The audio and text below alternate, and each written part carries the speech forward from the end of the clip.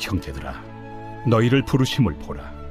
육체를 따라 지혜로운 자가 많지 아니하며 능한 자가 많지 아니하며 문벌 좋은 자가 많지 아니하도다. 그러나 하나님께서 세상의 미련한 것들을 택하사 지혜 있는 자들을 부끄럽게 하려 하시고 세상의 약한 것들을 택하사 강한 것들을 부끄럽게 하려 하시며 하나님께서 세상의 천한 것들과 멸시받는 것들과 없는 것들을 택하사 있는 것들을 패하려 하시나니 이는 아무 육체도 하나님 앞에서 자랑하지 못하게 하려 하심이라. 너희는 하나님으로부터 나서 그리스도 예수 안에 있고 예수는 하나님으로부터 나와서 우리에게 지혜와 의로움과 거룩함과 구원함이 되셨으니 기록된 바 자랑하는 자는 주 안에서 자랑하라 함과 같게 하려 함이라. 오늘 말씀을 보시면은요, 형제들아 너희를 부르심을 보라. 육체를 따라 지혜로운 자가 많지 아니하며 능한 자가 많지 아니하며 이것은 세상 권력자가 많지 않다라는 것입니다. 그리고 문벌 좋은 자가 많지 아니하도다, 이렇게 말씀하고 있습니다. 이 부르심이란 단어가 굉장히 중요합니다. 우리가 하나님을 믿게 되는 과정에 있어서 가장 첫 번째 단계가 바로 이 부르심입니다. 콜링이죠. 하나님께서 부르셨으니까 우리가 회개할 마음도 생기고 하나님께서 부르셨으니까 우리가 주님을 믿을 수 있는 믿음이 생기는 것입니다. 그렇게 우리를 부르셨는데요, 이 부르신 자들을 가만히 보니까 지혜로운 자가 많지 않고 세상 권력자도 없고 문벌 좋은 자가 많지 않대요.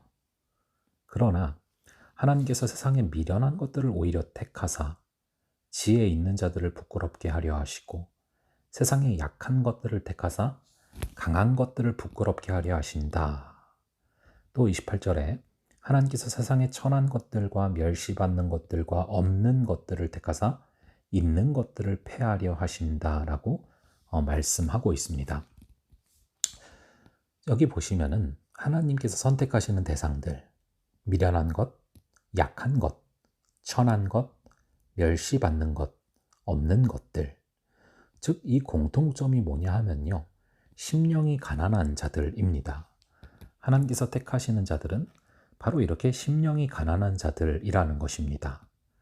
자, 그런데 그럼에도 불구하고 이 고린도 교회 안에서는 본인들이 자격 없이 택함을 받았음에도 불구하고 역설적으로 교회 공동체 안에서 세상의 기준을 내세우고 세상의 기준을 자랑하고 세상의 기준으로 서로를 적대시하는 그런 모습들이 발견됐다라는 것입니다. 예를 들면은 오늘날도 마찬가지의 모습이 있을 수 있습니다. 이 직분자가 선정될 때 경제력이라던가 학력이라던가 세련미 이런 것들을 토대로 해서 직분자가 선정된다라던가 이런 모습들, 정확히 고린도 교회의 문제가 그대로 드러나는 모습이다라고 말을 할 수가 있겠죠. 저는 이 구절을 보면서 저희가 지난주에 큐티 본문으로 살펴봤던 이 말라기서의 모습이 참 그대로 진행되고 있다, 참 계속 이어지고 있다는 모습을 보게 됩니다. 이 말라기서에서 우리 주님께서 그런 말씀하시잖아요. 이 에서가 형이지만 나는 야곱을 사랑했다. 이 말라기서 1장 2절 아닙니까? 에서는 첫째입니다. 날 때부터 장자권을 가지고 태어났죠. 이 시대 당시는 첫째가 모든 것을 지배하는 시대죠. 장자권을 갖고 태어났다는 것은 금수저를 갖고 태어난 거고 그것이 평생을 결정짓는 그런 권리가 됩니다.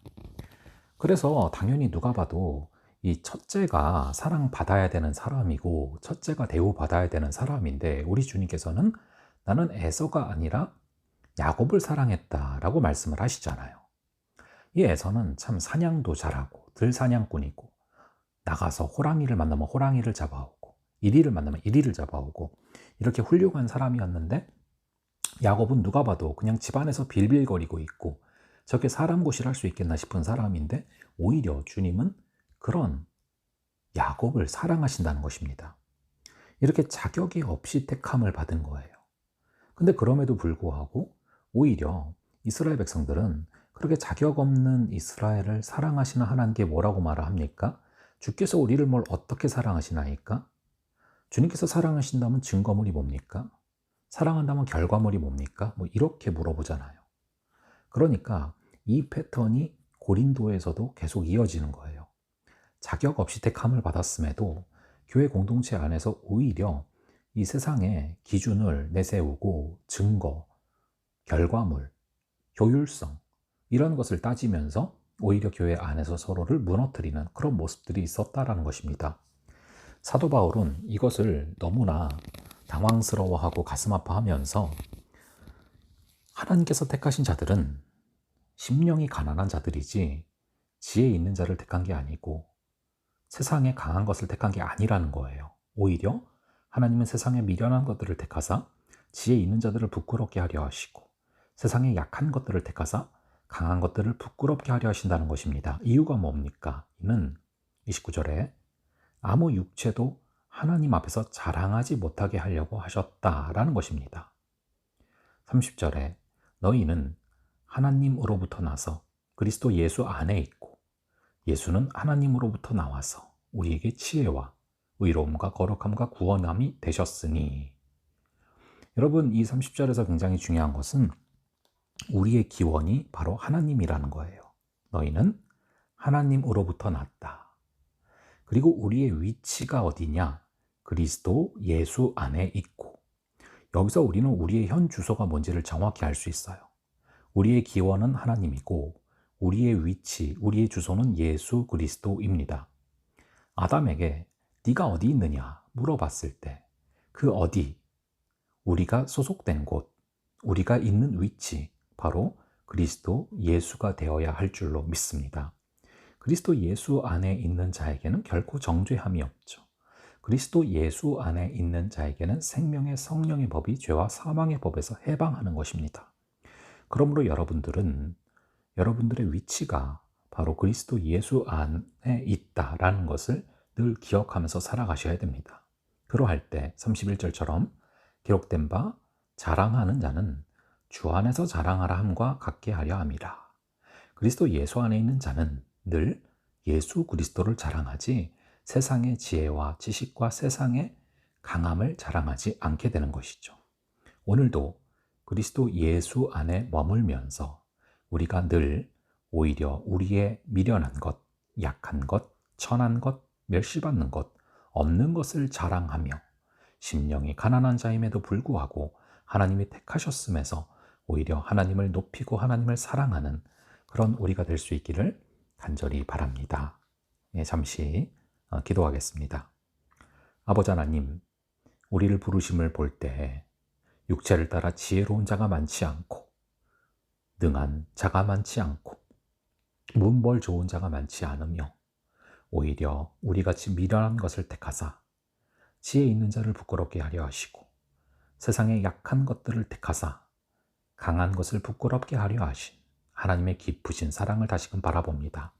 아버지, 우리가 날마다 심령이 가난함을 자랑하게 하시고 예수님이 없이는 살아갈 수 없음을 자랑하게 하시고 오직 우리의 위치가 예수 그리스도요 우리의 기원이 하나님임을 잊지 말게 하셔서 오직 주 안에서 주님만을 자랑하는 그런 오늘 하루 되게 하여 주시옵소서.